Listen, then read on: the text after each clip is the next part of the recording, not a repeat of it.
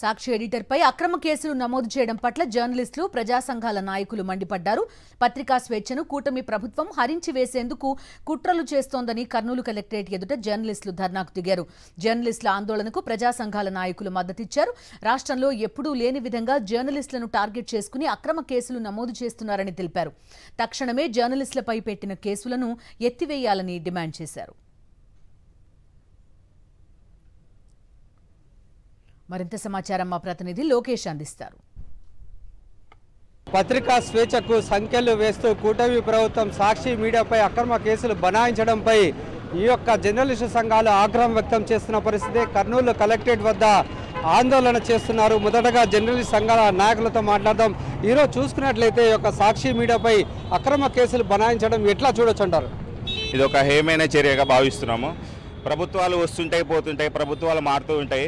ఇక మీదటనైనా కానీ జర్నలిస్టులకు ఒక ప్రత్యేకమైన చట్టాన్ని రూపొందించాలని ప్రభుత్వాలని కోరుతున్నా. ఇటువంటి చర్యలు హేయబద్ధంగా ఉంటాయని, ఇక మీదట కంపల్సరీగా ఒక జర్నలిస్టులకి ప్రత్యేకమైన చట్టాన్ని అమలుపరచాలని నేను కోరుకుంటున్నా. ప్రజాస్వామ్యంలో కేసులు అనేది మంచి పద్ధతి కాదు. ఏదైనా ఒక వార్త టీవీలో కానీ పేపర్లో కానీ వస్తే దానికి వివరణ ఇచ్చుకోవాలి. ఆ వివరణ వాళ్ళకి సంతృప్తి చెందుకోకుంటే కోర్టులు ఉన్నాయి, లీగల్గా ప్రొసీడ్ కావచ్చు. కానీ కేసులు పెట్టి అక్రమంగా భయపెట్టే విధానం మంచిది కాదు. ప్రభుత్వం ఈ విధానాన్ని మానుకోకపోతే భవిష్యత్తులో తీవ్ర ఇబ్బందులు ఎదుర్కోవాల్సి వస్తుంది.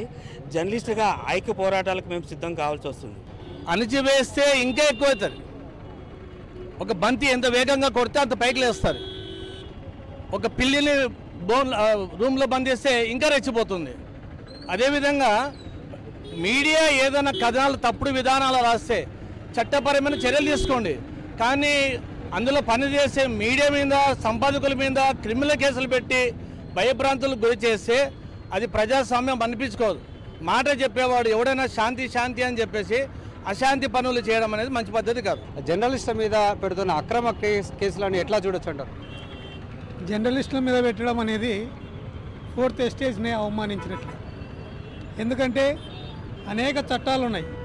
ఈ చట్టాల పరిధిలో నువ్వు చేయకుండా ఎవరైతే రాశారో వాళ్ళని క్రిమినల్ కేసులు పెట్టి వాళ్ళని భయపిస్తా అంటే అది ఎట్టి పరిస్థితుల్లో సాధ్యం కాదు. ఈ యొక్క అణిచివేత ధోరణిని ప్రభుత్వాలు మానుకోవాలి, లేకపోతే పెద్ద ఎత్తున ఆందోళన చేస్తామంటూ జర్నలిస్ట్ సంఘాలతో పాటు ప్రజా సంఘాలు కూడా హెచ్చరిస్తున్న పరిస్థితి.